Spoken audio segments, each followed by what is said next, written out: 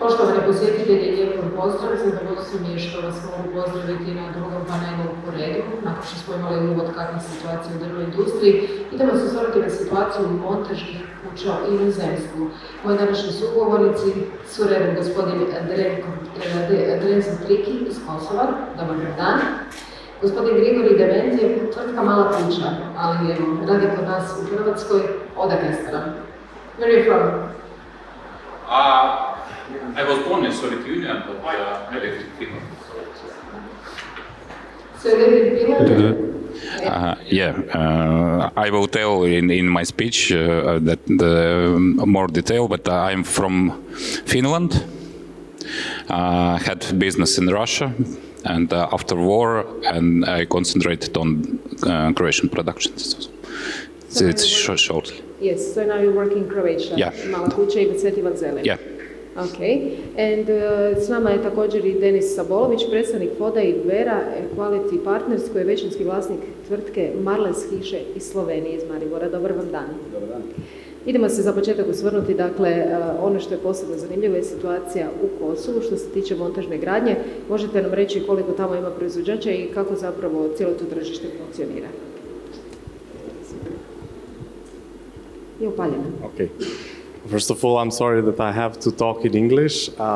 Thank you very much for the invitation and for giving us the opportunity to be part of this panel. Kosovo is quite new as a country, but also as a producing industry. Although we had very good history in the past in producing, but due to different circumstances, everything was cut, and now we are rebuilding our story from the beginning.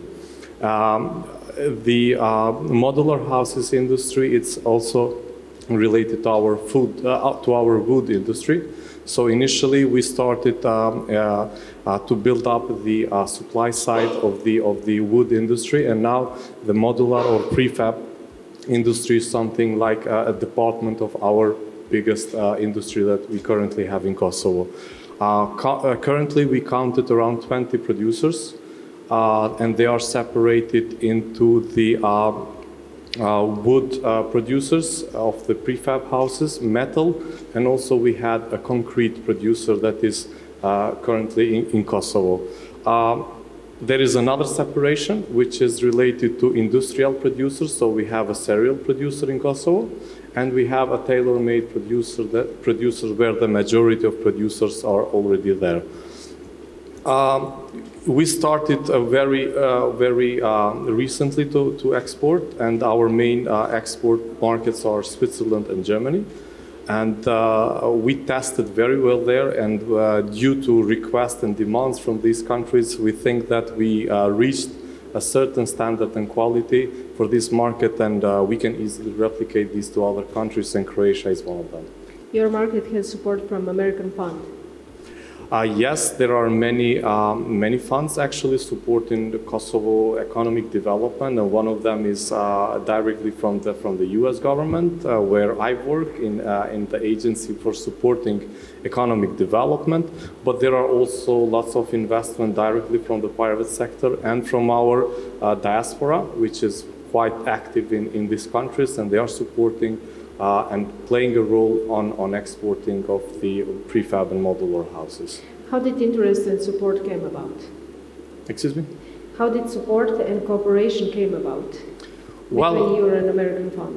Yes, usually the agencies or the projects like we support industries that have more potential and have demands on international markets, because for us currently in situation where Kosovo is, the export is our objective and where we are focused mostly. So we think that prefab and modular houses have a potential on exports, and they can play a significant role on economic development of Kosovo.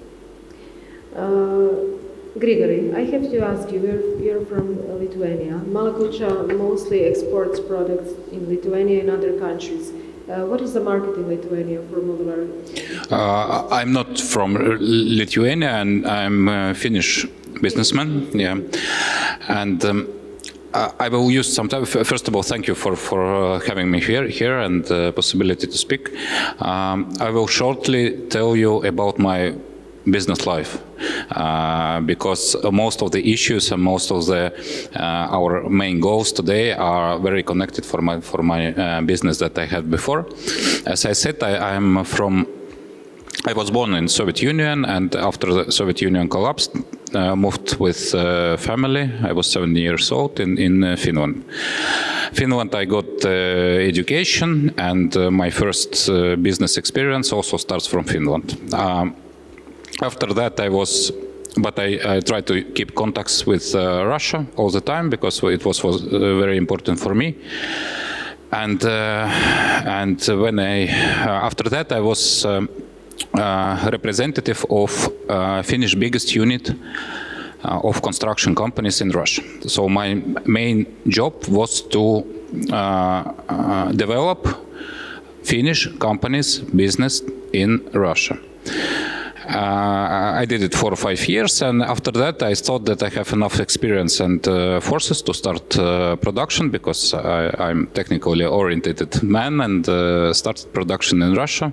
By the end of 2020, I had 2 factories in St. Petersburg. We produced log houses, and 99% of them was export in Europe. We export in 10 countries in Europe, also in Croatia. After the war started, for me, it was impossible anymore to stay in the country. Of course, I tried to save my factories, not for myself, for the workers, for the people that were involved in my business these 7 years. And but I closed them after 4 months trying. And after that, I had question where to go, because I'm starting from zero again. And of course, it would be easier to go in Finland because I know the Finnish market and I speak Finnish, and in construction sector I have a lot of contacts.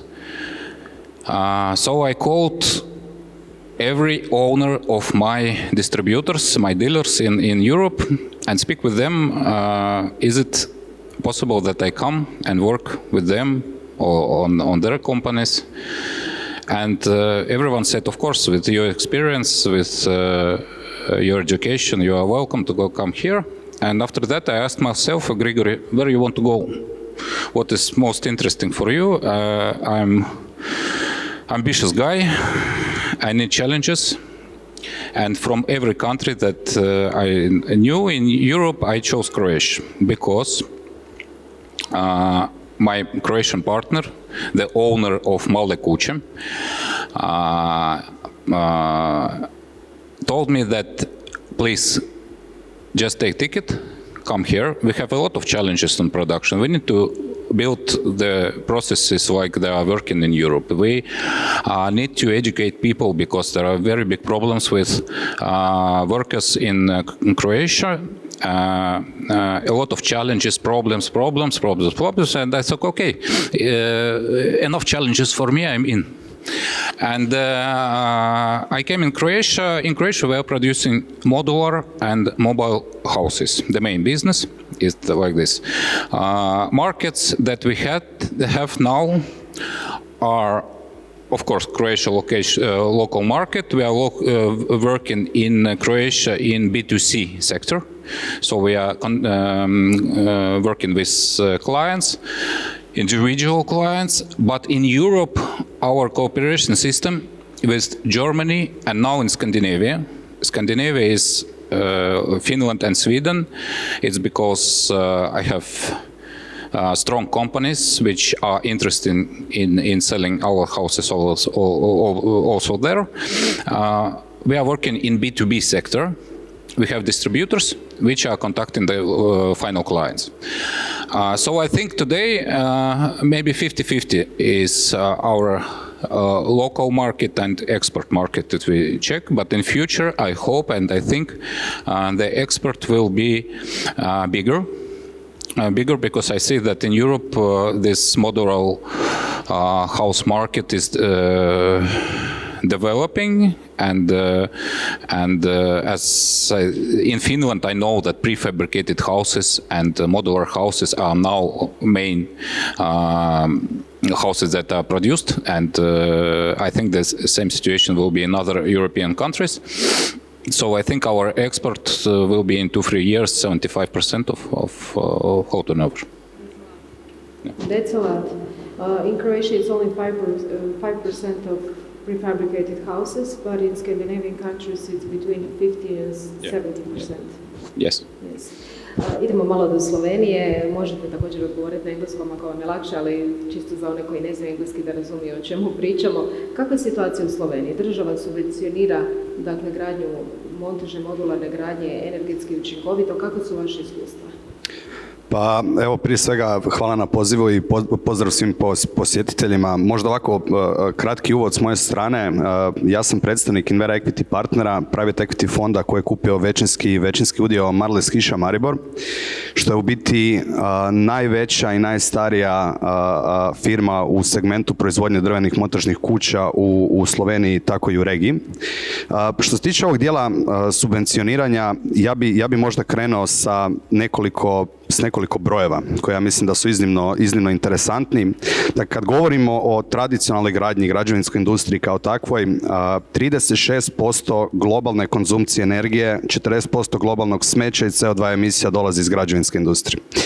Tako da čisto samo razmislite o tim brojevima i koji je zapravo utjecaj na okoliš cijele te tradicionalne priče.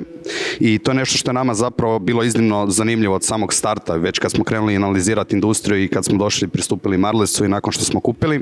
Dakle, vidimo tu jedan izniman potencijal. Sa te strane zapravo države su stvarno imaju ogroman poticaj da subvencioniraju drvenu montažnu gradnju, pogotovo sad jako puno priče ima oko održivosti, sustainability i tako dalje. Tako da to je jedan faktor koji zapravo omogućava državama da na neki način ostvaruju svoje targete koji ja mislim da postaju sve više bitni kako vrijeme prolazi. Ne?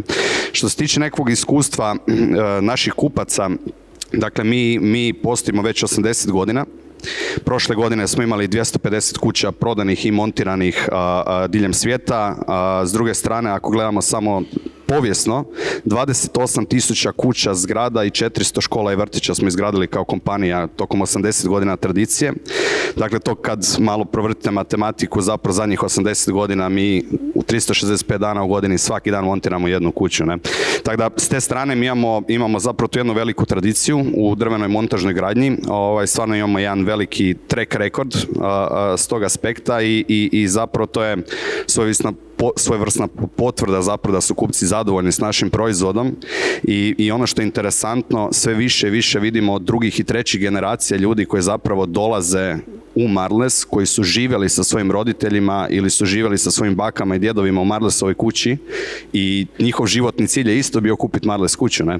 Tako da sa jedne strane potvrde kvalitete proizvoda zapravo vidimo da imamo na neki način ponavljajuće kupce, što je zapravo jako teško u građevinskoj industriji i evo to je jedna potvrda da Marles već 80 godina stvarno isporučuje kvalitetne domove, ne samo u Sloveniji, ono što je jako bitno, 70% naše prodaje je izvoz, primarno u Dahu, Švicarska i Austrija su nam iznimno bitna i velika tržišta, radili smo čak i projekte u US-u, radili smo projekte u UK-u, od Francuske, Italije i tako dalje, tako da mi jesmo jedan veliki izvoznik tog proizvoda, ali isto tako smo i svojevrsni lider tu u regiji. Dakle, 80 godina iskustva, to znači da Slovenci žive u montažnim kućama već 80 godina. Kolika je zapravo ta njihova trenost i ima li tu nekakvih velikih popravaka? Građani su uvijek skeptični od klasične i montažne gradnje, pa da nam povučete paralelu. Pa evo, to je jako zanimljivo pitanje zapravo koje nam stalno ljudi postavljaju i ja sam ga sam sebi iskreno postavljao kad smo gledali Marles kao investiciju. Ono što ja često dobijem kao jedan onako vrlo jednostavan odgovor je sjednite u auto, odite u Austriju.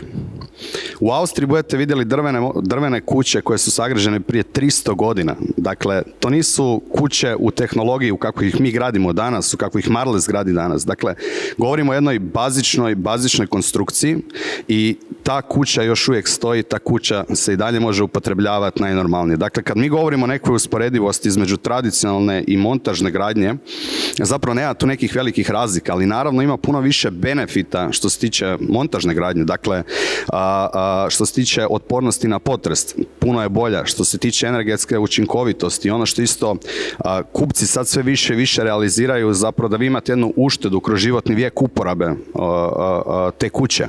Dakle, sa te strane zapravo govorimo sa strane trajnosti, vrlo usporediv proizvod sa strane nekakvog performansi nakon što kupite kuću, onako poprilično više pozitivnih stvari ide u smjeru montažne drvene gradnje. S obzirom da uvijek razgovaram s ljudima koji grade kuću, ali nemaju toliko iskustva koliko seže iskustvo vaše tvrtke, moram vas pitati koje su zapravo stvari koje se nakon toliko godina trebaju popraviti u montažnoj kući i kako se onda pristupa popravcima? Pa evo, ja ću vam dati jedan iznimno zanimljiv primjer.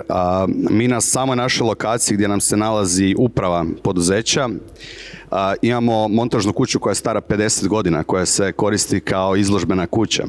I baš sam, evo, igrom slučaja imao priliku svjedočiti obnovi te kuće, zapravo to je bilo više onako malo estetski se obnavljala, ali naravno naši tehničari su došli unutra i isto provjerili da li se nešto treba zamijeniti ili ne.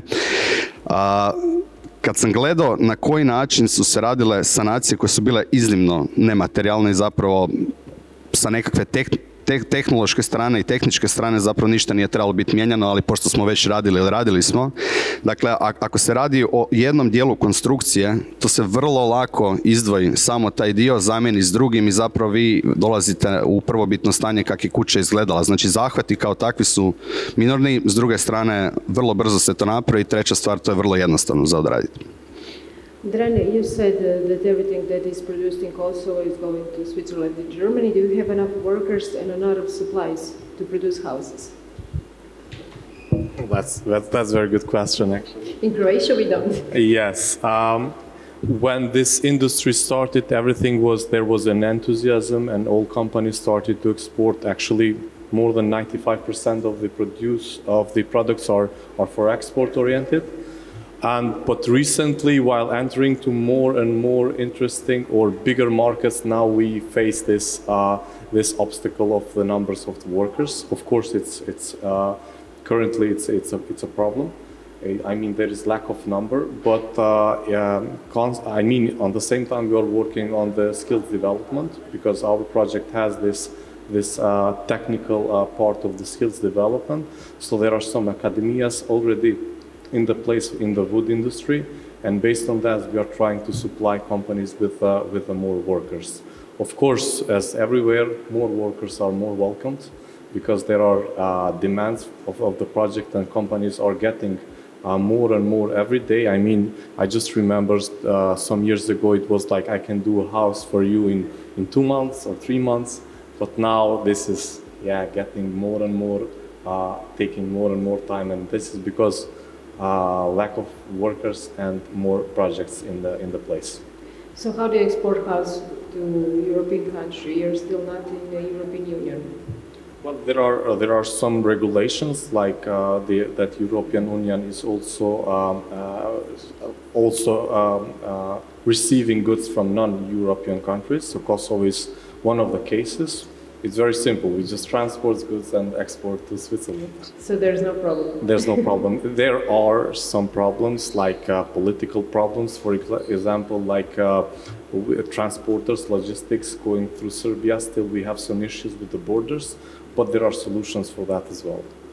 Grigory, you have all the knowledge from the other countries. You came to Croatia, you saw all the problems.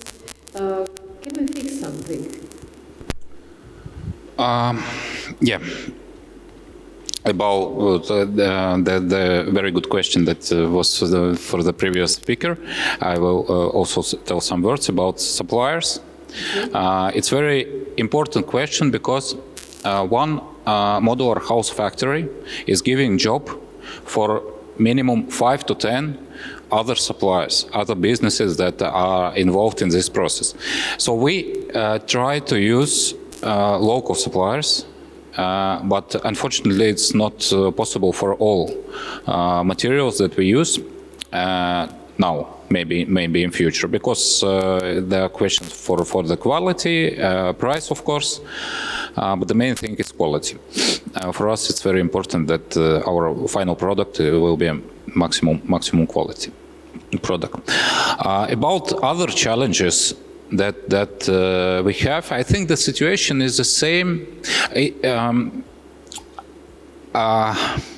I think it's very important to learn about positive and a negative experience of countries who go through the same process like 10 years ago. I'm very impressed of results of countries like Poland, Lithuania, Latvia, Estonia, because 10 years ago they have the same problems I think that Croatia has now. Okay, I'm here just half a year, maybe my analysis is not 100% right, but the main problems that they had in this sector also was that young talented people go away from the country. So there were a lot of problems with technical personnel, educated and experienced personnel. Also they have some politicians problems there, but the main problem was people. Not even technology, it was people, the workers and the engineers that are very important in that kind of business. We are producing line production. It's very important that every sector works 100% right. And the people are the main resources of companies like our company. So I think the main challenge in Croatia, we're talking about production zone, Croatian like production zone, and it's logical that Croatian will be production, like have good productions here, because in radius 300-400 kilometers there are a lot of very big market with very big purchasing power of people. So it's logical that country who has good infrastructure will have, if do some things right, good educated people that wants to live also in Croatia and work in Croatia. The salaries in Croatia are lower than in Europe, and like I said, location. So it's logical that Croatia will have good, nice productions in this sector also in the future. So challenges, I think, is quality product, raw material, and people, staff, workers that need to be educated. Danas rekli ste da stvarno gotovo pa nema kontinenta na kojem ne radite, od američkog do zapravo cijelog europskog. Koje države možda imaju nekakve najbolje poslovne situaciju kada govorimo o montažnoj modularnoj gradnji? Surađujete sa većinom njih? Pa gledajte, u stvari možemo pričati o razvijenosti određenih tržišta na kojima mi plasiramo naše kuće. Mi smo jako zastupljeni recimo u Austriji. Austrija je iznimno fragmentirano tržište, iznimno je napredno u smislu drvene montažne gradnje. I mi smo zapravo jedan od rijetkih proizvođača koji je van Austrije uspio toliko dugo opstati na samom tržištu. Mi smo već 20 godina prisutni tamo, preko 1000 i nešto objekata smo proizveli i montirali na samom tržištu. Što se tiče nekakvog dijela i regulative i s tehničkog aspekta proizvoda, zapravo jako puno se napravilo zadnjih nekoliko godina, zato što su se donesle određene regulative na razini Europske unije, tako da je naša tvornica certificirana da naš proizvod praktički može se deployati na bilo kojem tržištu Europske unije. I to nam uvelike olakšava sam izvoz, samu pripremu za određena tržišta, ali s druge strane isto mislim da svi za ovim panelom smo svjesni, nije lako biti država bivše Jugoslavije i pokušavati plasirati svoje proizvode u Švicarskoj, Njemačkoj, Austriji i sličnim zemljama, ali evo, kroz tu neku tradiciju koju mi imamo, stvarno smo već izgradili dovoljan broj objekata koji nam sad isto služe kao određene kuće za prikaz budućim potencijalnim kupcima i zapravo na neki način smo već počeli lagano buildat brand na tim samim tržištima, ali u smislu same izgradnje, manje više to je dosta slično. Ono s čim se borimo je organizacija proizvođača na stranim tržištima, tako da tu je zapravo pitanje odabira biznis modela. Dakle, mi kad radimo u Švicarskoj, radimo poludovršene projekte, što je visoki rohbau sa vanjske strane i zapravo radimo s partnerima koji onda organiziraju cijeli proces do faze ključ u ruke. Although Kosovo is still a smaller market than Croatia, what can Croatian market learn from Kosovo market? Well, I don't know this how to answer, but I think that what Kosovo, we are also branded as a young Europeans some times ago because we have a huge number of youngsters. We are a young country. And I think that there is still enthusiasm on terms of entrepreneurship. We have very strong entrepreneur willingness to show the world that although we are a small country, we can deliver big projects. I think that this is something that there is still a willingness, high willingness to present Kosovo internationally. And by doing this, there is a strong entrepreneurial spirit and willingness to do this as much as they can. Maybe this is a good thing that Croatia can learn from Kosovo, because there is possible from your country to export internationally, not necessarily going outside your country and bring or do something outside your country. So there is a possibility, same like in Kosovo and Croatia, to create something, to do something, and also there is, of course, there is a hope. It's not necessary that I know that there's the easiest way to grab your bag and go outside and find your let's say your fate somewhere else. But Kosovo can definitely tell other countries that there is a possibility from this region to produce and to show your products internationally as well. Do you have a good educational system in wood industry? We actually, as I said in the beginning, we had very good history on the wood industry, but it was interrupted. So we are rebuilding. Everything is starting from the scratch. Maybe this is also a good opportunity for investors, so they can see like a new field of investment, of co-creation. So there is a potential of co-creating. So people, for investors especially, they can find something that they cannot find in the region. Because in the region you might find well-structured, vertical structures of the industries, while in Kosovo it's everything horizontally, and investors can co-create and impose since the beginning well-educational and high quality standards on their own fields. We have many public schools. We have also private initiatives, academias and training centers that recently started. I cannot say that they are in the high scale, but their opportunity is there because of the young generation. Thank you very much. Grigori, when we hear all the stories in Slovenia and Kosovo, Croatia is basically in the middle. What is the plan of mala kuća when we speak globally? Not just the export, but also the import for the market. I didn't get the question. What our plans is with Slovenia and Kosovo, or? No. What is the plan of mala kuća when we speak in export and import? Export, as I said, our goal is to have minimum 75% of all products that we produce, and if we speak about our turnover, 75% is our goal for export in Europe, and we are also importing houses. It's a business that I started when I came here because wood is very important, is very near my heart. I produced wood houses. I know about wood business. I was building wood houses in Finland. It was my business starting experience. So for me, it's very important. So we are importing wood houses in Croatia also, and selling on the local market. And by this process, I want to get Croatian people used to wood houses, because I think it's more healthy to live in wood houses if it's done right.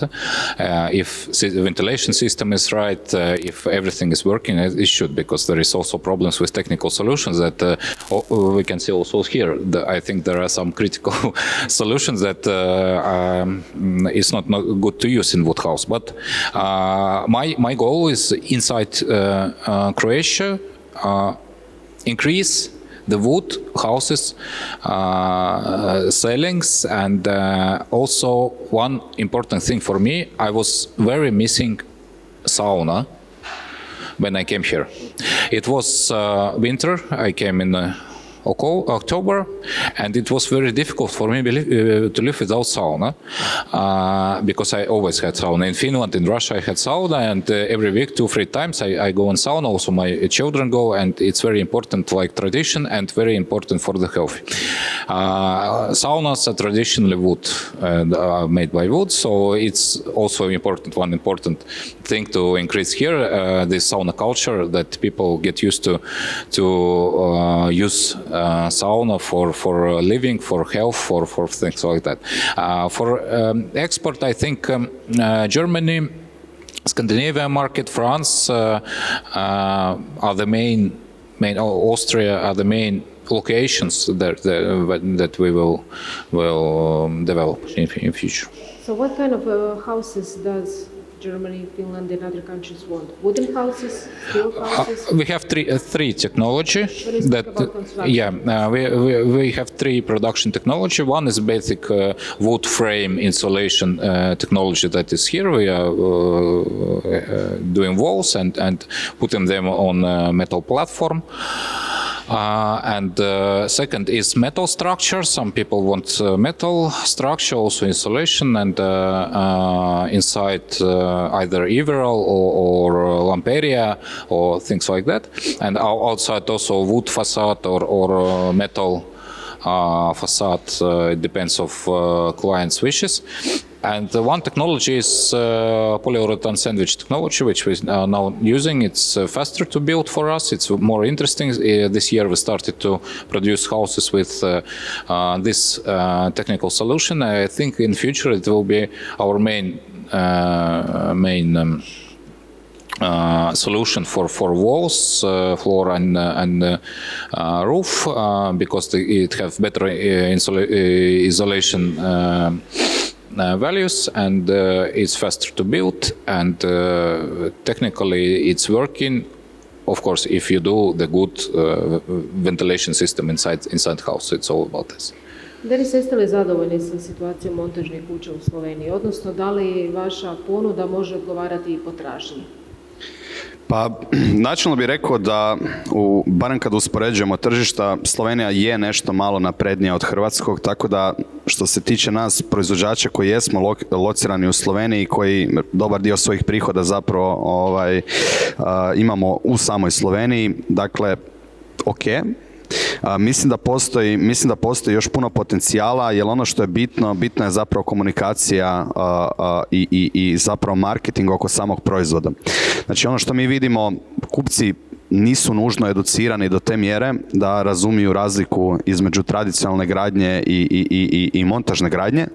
Ono što su nekakve prednosti i zapravo što vidimo kod naših kupaca, zapravo da radi toga i dolazi, bili smo spomenuli poticaje. Poticaji možda jesu jedna od stvari koja je ok, dobro ju je imati na listi, ali ne bih rekao da je čak na vrhu, više pred kraj same liste. Mi govorimo o usporedivoj kvaliteti.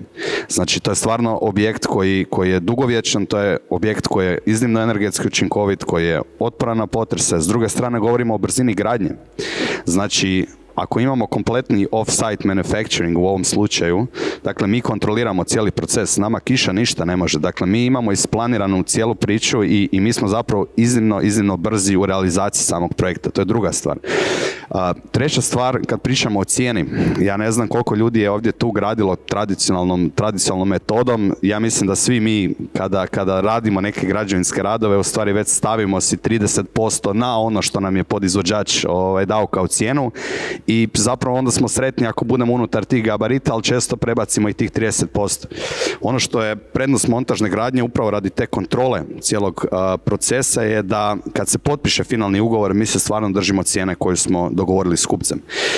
Zadnji dio je taj dio priče koji je vezan zapravo za energetsku učinkovitost i zapravo taj smanjeni CO2 footprint koji takva gradnja ima. Ja mislim da kupci danas po određenim trendovima koje vidimo ne samo u montažnoj gradnji nego i drugim industrijama, kupac je sve više svjestan zapravo kako utječemo na okoliš i zapravo ova vrsta proizvoda im postaje sve više primamljiva.